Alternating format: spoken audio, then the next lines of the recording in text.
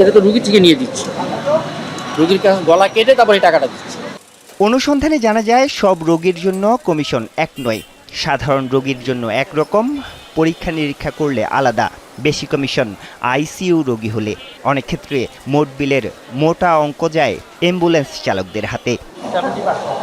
এটা তো রুগী থেকে নিয়ে দিচ্ছি, রুগীর কাছে গলা কেটে তারপরে টাকাটা দিচ্ছি। সারা দেশে নিবন্ধিত অ্যাম্বুলেন্স প্রায় 10,000। এর মধ্যে শুধু ঢাকা মেডিকেলের আশেপাশেই রয়েছে 1,000-এর বেশি। তাদের বড় একটি অংশ রোগী সরবরাহ করে বিভিন্ন বেসরকারি হাসপাতালে। এত বড় দেশ বাংলাদেশ কিন্তু এতটুকু না, আর এতগুলো গাড়ি 2-4টা এটা থাকতেই পারে, এটা থাকবেই। সরকারি হাসপাতালের অসহায় রোগীদের উপর ভর করে রাজধানীতে গড়ে উঠেছে অনেক বেসরকারি হাসপাতাল ক্লিনিক। স্বাস্থ্য অধিদপ্তরের তথ্য অনুযায়ী ঢাকায় অনুমোদিত বেসরকারি হাসপাতাল ও ক্লিনিকের সংখ্যা 1,836টি, আর ডায়াগনস্টিক সেন্টার প্রায় 3,000।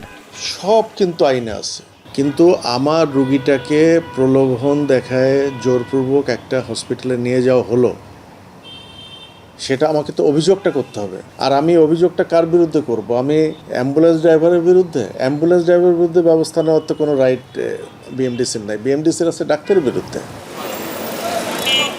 অ্যাম্বুলেন্স চালকরাই এই সিন্ডিকেটের শেষ ধাপ নয়। সরকারি হাসপাতাল ঘিরে তৃতীয় ও চতুর্থ শ্রেণীর কিছু কর্মচারী, ট্রলিম্যান এবং বহিরাগতদের নিয়ে গড়ে উঠেছে আরও বড় একটি দালাল নেটওয়ার্ক।